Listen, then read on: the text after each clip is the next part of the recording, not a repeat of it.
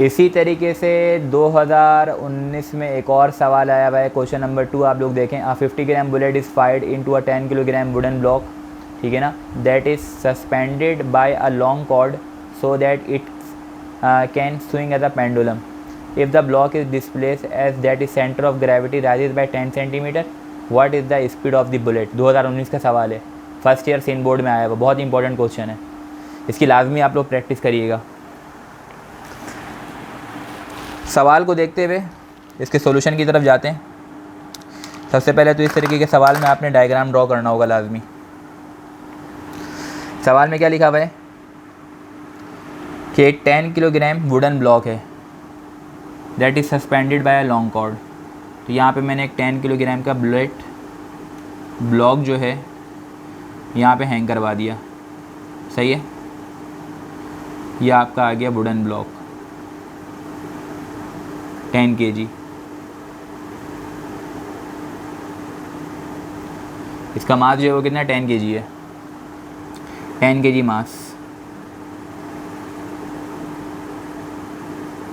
ठीक है। तो मास ऑफ द ब्लॉक जो है हमारे पास 10 kg है। उसके बाद आगे क्या कह रहे हैं, एक बुलेट जो है वो इसे टकराने के लिए आ रही है, तो एक बुलेट यहाँ पे बना देते हैं।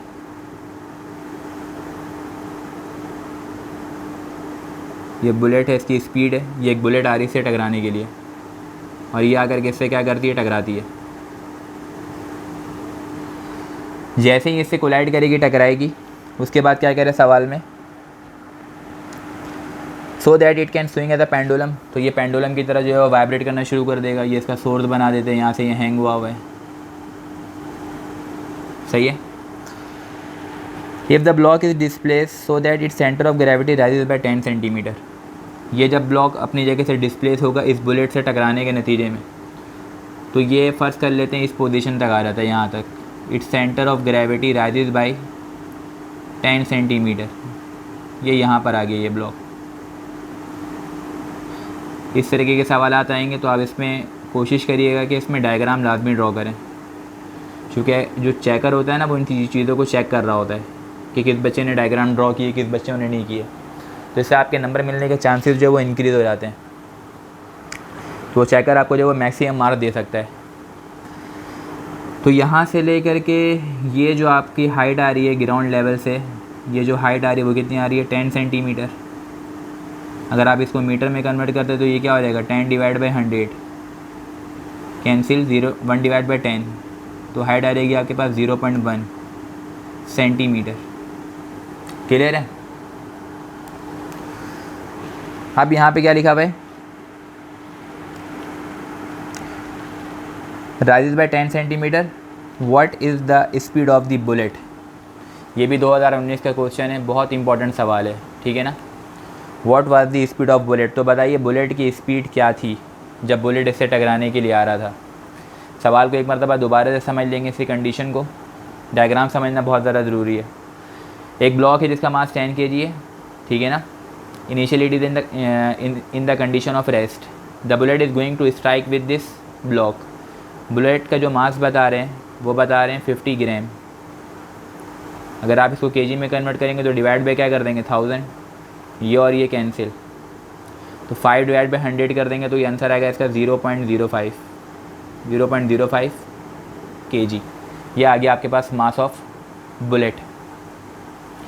जैसे ही बुलेट जाके इससे टकराएगी, टकराने के नतीजे में क्या होगा कि ये स्विंग करेगा पेंडुलम की तरह। जब ये पेंडुलम की तरह मूव करेगा तो यहाँ पर आने के बाद थोड़ी देर के लिए रेस्ट की कंडीशन में आएगा, जहाँ पर इसकी हाइट क्या हो जाएगी, मैक्सिमम। और वो हाइट कितनी बता रहे हैं कि वो हाइट 10 सेंटीमीटर है। So that it centre of gravity rises by 10 centimetre. उसका सेंटर ऑफ ग्रेविटी जो इंक्रीज़ हो रहा है वो 10 सेंटीमीटर तक इंक्रीज़ हो रहा है, सही है ना। तो आप ये बताएं कि what was the speed of the bullet. ये बुलेट जो टकराने के लिए आ रही थी तो आखिर इसकी स्पीड क्या थी, सही है ना। अब इस तरीके के सवालात में जो चीज़ें मैं आपको बता रहा हूँ उसको गौर से समझिएगा। सबसे पहले तो डाटा इसमें हम पूरे कंडीशन जो है वो पूरी लिखेंगे। ऐसा नहीं कि मास गिवन है तो वो मास m1 लिख देंगे, मास m2 गिवन है तो मास m2 लिख देंगे, ऐसा नहीं है।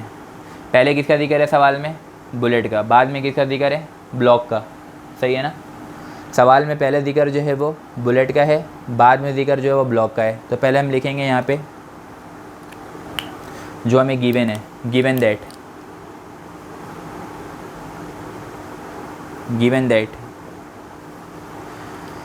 क्या गिवन है,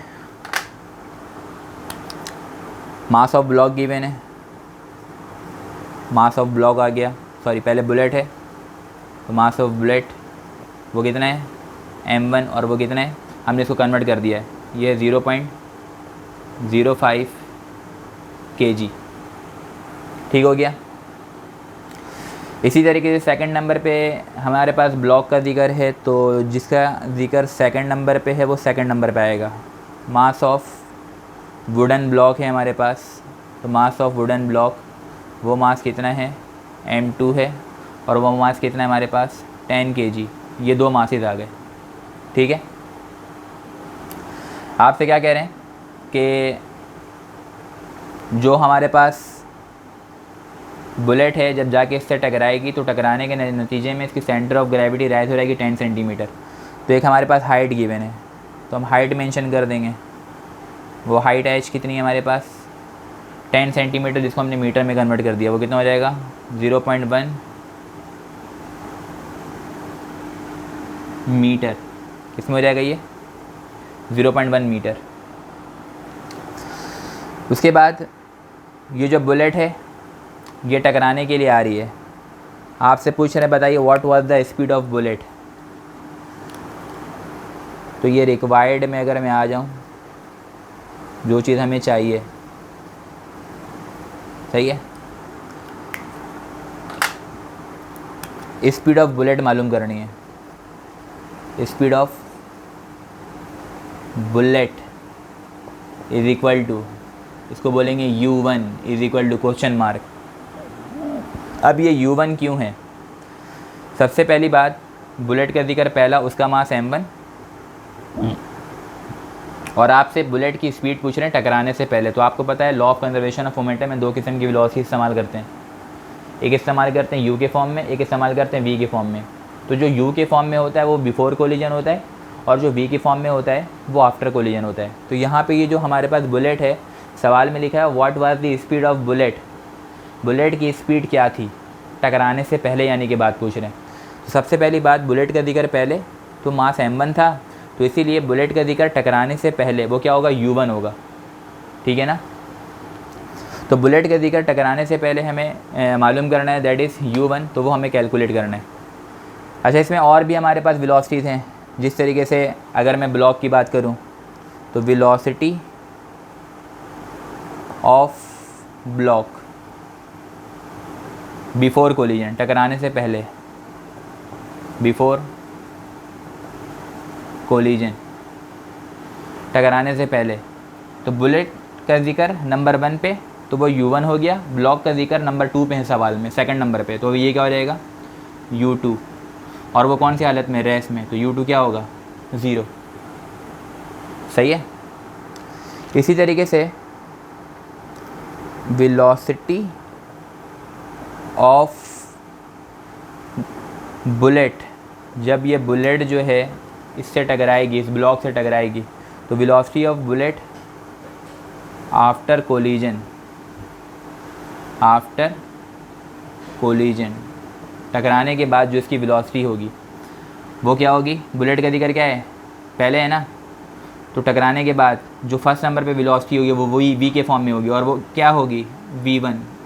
और नहीं पता टकराने के बाद सवाल में यहाँ कहीं पे भी जिक्र नहीं है कि इसकी वेलोसिटी क्या है, 100 मीटर पर सेकंड है, 20 मीटर पर सेकंड है, 60 मीटर पर सेकंड है, नहीं पता। तो हम इसको सिंपल क्या बोल देंगे कि इसकी वेलोसिटी क्या होगी टकराने के बाद v होगी। इसी तरीके से वेलोसिटी ऑफ ब्लॉक जो है, वुडन ब्लॉक जो है आफ्टर कोलिजन, टकराने के बाद, आफ्टर कोलिजन, इस ब्लॉक की वेलोसिटी।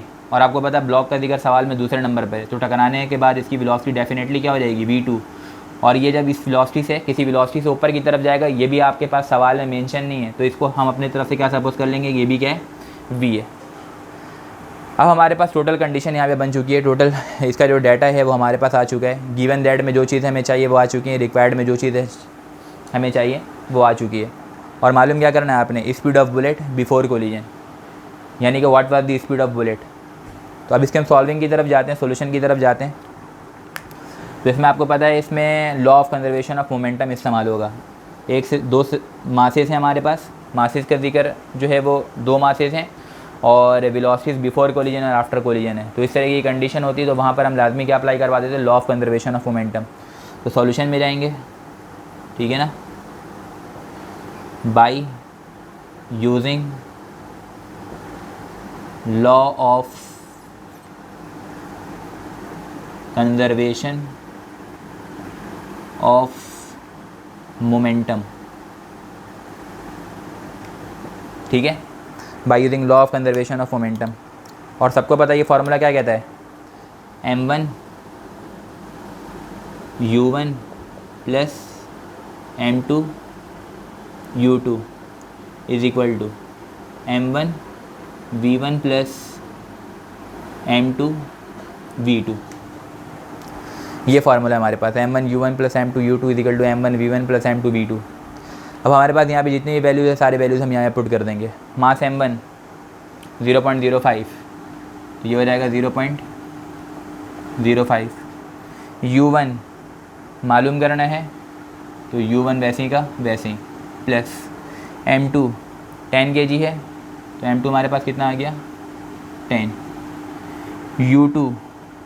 u2 ब्लॉक की वेलोसिटी बिफोर कोलिजन रेस में होगा तो u2 की जगह 0 इज इक्वल टू m1 दोबारा, m1 कितना है हमारे पास 0.05, v1 और v1 बुलेट की वेलोसिटी टकराने के बाद जो हमें नहीं पता थी क्या होगी, उसको हमने सपोज किया था v, तो उसकी जगह v और प्लस m2 हमारे पास 10 है और v2 जो ब्लॉक की वेलोसिटी है टकराने के बाद वो भी हमें नहीं पता था, तो हमने इसको क्या बोला था कि वो क्या होगा v।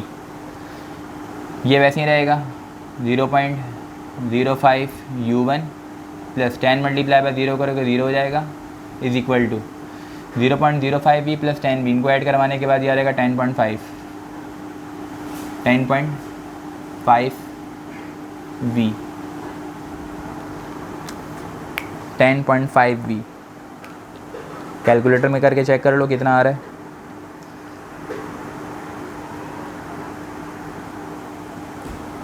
Zero point zero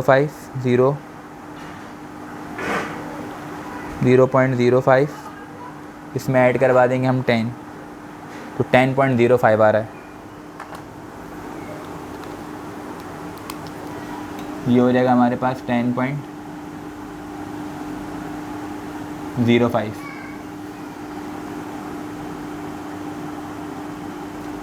u1 separate कर लें, u1 मालूम करना है तो u1 बराबर हो जाएगा 10.05 v डिवाइडेड बाई 0.05। अगर ये वेलोसिटी हमें पता लग गया तो हम बता सकते हैं कि what was the speed of bullet, bullet की स्पीड क्या थी, हम ये बता सकते हैं। v नहीं पता तो अगर मैं इसको डिवाइड करवा दूँ 10.05 डिवाइडेड बाई 0.05 तो ये हो जाएगा 10.05 डिवाइडेड बाई 0.05 201। इसका जो आंसर आ रहा है वो आ रहा है 201। तो u1 इज इक्वल टू आ रहा है 201 और ये वाला भी वैसे ही का वैसे ही। इसको हम नाम दे देंगे इक्वेशन नंबर 1। ये वेलोसिटी वो है जो बुलेट की वेलोसिटी और ब्लॉक की वेलोसिटी है आफ्टर द कोलिजन। जब तक हमें ये पता नहीं लगेगा हम u1 नहीं बता सकते। यहाँ तक बात आप लोगों को क्लियर है। v की डिटर्मिनेशन के लिए आपको यहाँ पे एक कंडीशन गिवन है फॉर v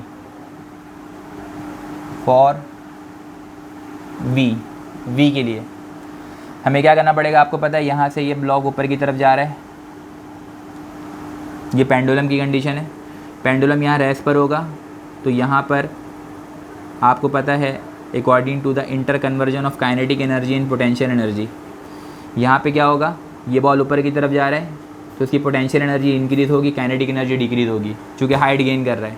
पोटेंशियल एनर्जी का फार्मूला क्या होता है mgh, सही है। हाइट ज़्यादा तो पोटेंशियल एनर्जी ज़्यादा। यहाँ पे हाइट इसी इंक्रीज़ हो रही है, यहाँ पे हाइट 0 है, ठीक है।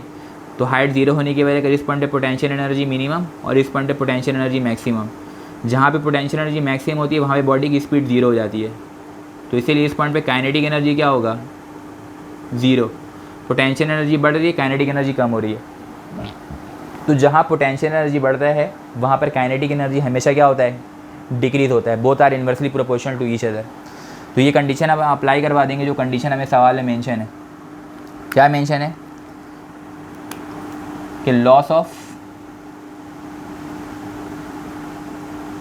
Kinetic energy is equal to gain in potential energy. Kinetic energy loss होगा, पोटेंशियल एनर्जी गेन होगा। काइनेटिक एनर्जी का फॉर्मूला सबको पता है, क्या होता है, half mv²। Gain in potential energy, potential energy का भी फॉर्मूला सबको पता है, क्या होता है, mgh। ये वाला मास और ये वाला मास कैंसिल, v² को इधर ही छोड़ देंगे, यहाँ पे gh है वैसे ही लिख दिया, ये 2 यहाँ पे डिवाइड में, ज़रा क्या हो जाएगा, मल्टीप्लाई। अब ये हो जाएगा v² is equal to 2, g की जगह आपका 9.8 आ गया, और हाइट जो हमारे पास कितनी है, height of the block which is 0.1, तो हाइट की जगह आ जाएगा 0.1। अब ये हो जाएगा v² is equal to 2 multiply by 9.8, ये हो जाएगा 19.6। इसको मल्टीप्लाई करेंगे तो 19.6, ये मल्टीप्लाई हो रहा है 0.1 से, तो 19.6 को आप मल्टीप्लाई करवा दोगे 0.1 से, तो ये हो जाएगा 19.6 मल्टीप्लाई बाई 0.1, 1.96।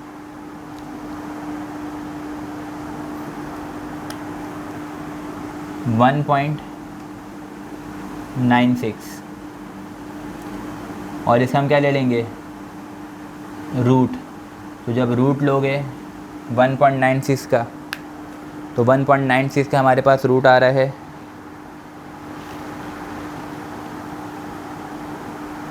रूट 1.96, 1.4। इसका जो रूट आ रहा है हमारे पास वो कितना आ रहा है बेटा, 1.4। ये मीटर पर सेकंड, ये स्पीड आ गई, सही है, ये स्पीड आ गई। अब इस स्पीड की वैल्यू को उठा के कहाँ पुट कर देंगे, इक्वेशन नंबर 1 में। तो मैं इसको यहाँ पे साइड में कर देता हूँ, आप यहाँ पे इसको देख लीजिएगा। बोर्ड मिटा रहा नहीं हूँ ताकि मुझे आपको एक रिकॉल करवाता हूँ, हर न्यूमेरिकल को करवाने के बाद एक फाइनल टच देता हूँ मैं। तो v इक्वल टू 1.4 मीटर पर सेकेंड। पुट, इसको कहाँ पुट कर देंगे, पुट इन इक्वेशन नंबर कौन सा है, 1। इसका नाम क्या है, इक्वेशन नंबर 1।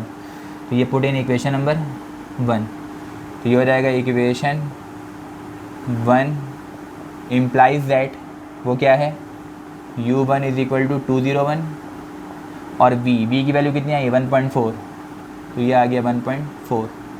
अब इस u1 को 201 को आप मल्टीप्लाई करवा दोगे किससे, 1.4 से।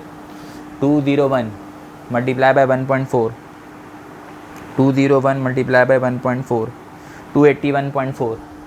तो ये हमारे पास जो आंसर आ रहा है वो कितना आ रहा है, 281.4 मीटर पर सेकंड। तो ये हमारे पास इसकी वेलोसिटी आ गई, which was the speed of bullet. तो बुलेट की स्पीड जो थी, जब बुलेट आ रही थी उसे टकराने के लिए, तो उसकी स्पीड कितनी थी, 281.4 मीटर पर सेकंड। तो शुरू से स्टार्ट करते हैं, एक बार दोबारा इसको एक्सप्लेन कर देता हूँ मैं शॉर्ट टर्म में। एक ब्लॉक हैंग हुआ था रेस्ट कंडीशन में, एक बुलेट आके उससे टकराती है, टकराने के नतीजे में उस ब्लॉक की सेंटर ऑफ ग्रेविटी राइज हो जाती है 10 सेंटीमीटर तक। जिसको हमें एसआई सिस्टम में कन्वर्ट करना था हमने कर दिया, मास ग्राम में गिवन होगा तो केजी में कन्वर्ट करेंगे, और स्पीड अगर सेंटीमीटर पर सेकंड में गिवन होगा तो मीटर पर सेकंड में कन्वर्ट करेंगे, किलोमीटर पर आवर में गिवन होगा तो मीटर पर सेकंड में कन्वर्ट करेंगे, और हाइट जो है वो सेंटीमीटर में तो उसको मीटर में कन्वर्ट करेंगे, ठीक है ना। Given that mass of bullet m1, पहले जिक्र बुलेट का था, मास m1 तो वो 0.05 kg। सेकंड नंबर पे जिक्र किसका था, ब्लॉक का, तो वो सेकंड नंबर पे आया, mass of block is equal to m2 is equal to 10 kg, ठीक हो गया। उसके बाद when the bullet strike it centre of gravity rises by 10 centimetre, तो हाइट जो गिवन थी ब्लॉक की वो 10 सेंटीमीटर थी, हमने इसको मीटर में कन्वर्ट कर दिया, ये आ गया 0.1 मीटर। उसके बाद क्या कह रहे हैं, velocity of block before collision, block की वेलोसिटी टकराने से पहले, ये ब्लॉक की वेलोसिटी टकराने से पहले रेस में होगा ये, तो जब रेस में होगा तो इसकी velocity 0, that is u2। u2 क्यों होगा? चूँकि ब्लॉक का देकर सेकंड नंबर पे और टकराने से पहले u के फॉर्म में लेते हैं, सेकंड नंबर पे तो u2, टकराने से पहले u के फॉर्म में, तो u2 equal to 0। Velocity of bullet after collision, ये बुलेट जब आगे से टकराएगी तो किसी भी डायरेक्शन में भागेगी, कोई ना कोई वेलोसिटी होगी, उसकी हमें नहीं पता, हमने बोला वो क्या है, v है।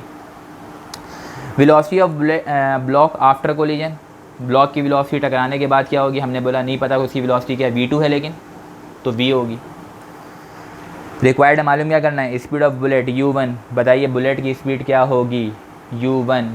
बात समझ में आ रही है ना? ये इस बात को गौर से समझना, ये नंबरिंग गलत कर दो तो सवाल गलत हो जाएगा। इसमें आपको ये बताना है कि what was the speed of bullet. देखो बुलेट का जिक्र सबसे पहले व्हाट वाज, कैसे आ रही थी, किस स्पीड से आ रही थी, तो टकराने से पहले की बात हो रही है, ठीक है ना? तो u1 मालूम करना है। सॉल्यूशन में आ गया, by using the law of conservation of momentum m1 u1 plus m2 u2 equal to m1 v1 plus m2 v2, सारे वैल्यूज पुट कर दिए। हमारे पास m1 0.05 था, u1 वैसे ही रहा चूँकि मालूम करना है, प्लस m2 की वैल्यू जो थी हमारे पास 10 के लिए थी, u2 रेस में था ब्लॉक इनिशियली, तो उसकी वेलोसिटी क्या हो जाएगी 0। उसके बाद is equal to mass m1 0.05 kg था हमारे पास, और जो वेलोसिटी थी हमें नहीं पता क्या होगी v1 की वैल्यू, तो हमने उसको v सपोज किया था, और प्लस 10 m2 v2, तो m2 10 है हमारे पास, और जो v2 है वो भी नहीं पता था क्या होगी, हमने इसको v सपोज किया था। ये बात भी क्लियर है? सारी वैल्यूज पुट कर दी। 0.05 को u1 से आप मल्टीप्लाई करोगे तो 0.05 u1 प्लस 10 मल्टीप्लाई बाय 0 क्या होगा, 0 is equal to 0.05 v plus 10 v, तो ये आपका आंसर आ रहा है 10.05 v। यहाँ से आप u1 को सेपरेट कर लो, चूँकि u1 मालूम करना है, तो u1 इज इक्वल टू क्या हो जाएगा 10.05 v, ये 0.05 इधर आके डिवाइड हो जाएगा, आपके पास u1 की वैल्यू आ गई 201 v।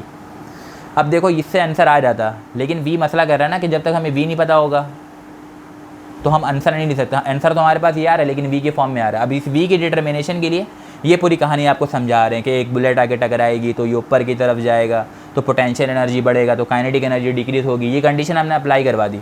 वो क्या था, loss of kinetic energy equal to gain in potential energy, ये अप्लाई करवाया। काइनेटिक एनर्जी का formula half mv², gain in potential energy mgh, mass से मास क्या हो जाएगा कैंसिल, तो v² का फॉर्मूला क्या बनेगा 2gh। अब ये v² है, ये 2 g की जगह 9.8, हाइट जो होगा 0.1। इस पूरे को सॉल्व किया हमने, इसकी वैल्यू हमारे पास v² की आई, v² की वैल्यू हमारे पास क्या आ रही है 1.96। Taking root to both side कर लेंगे, तो जब रूट लेंगे तो हमारे पास v की वैल्यू आ गई 1.4। अब ये v आ चुका है जो मसला कर रहा था, इसको उठा के यहाँ पुट कर देंगे इक्वेशन नंबर 1 में, पुट कर दिया u1 is equal to 201 v, 201 v की वैल्यू है 1.4, यहाँ पुट कर दिया, आपके पास u1 आ गया 281.4 मीटर पर सेकेंड। तो ये एक बहुत इंपॉर्टेंट और एक बहुत कॉन्सेप्चुअल जो है वो क्वेश्चन है। ये आपके पास अगर आप 10 ईयर्स 25 ईयर्स उठा करके देखेंगे तो हर 3 साल 4 साल के बाद 5 साल के बाद ये क्वेश्चन रिपीट हो रहा है।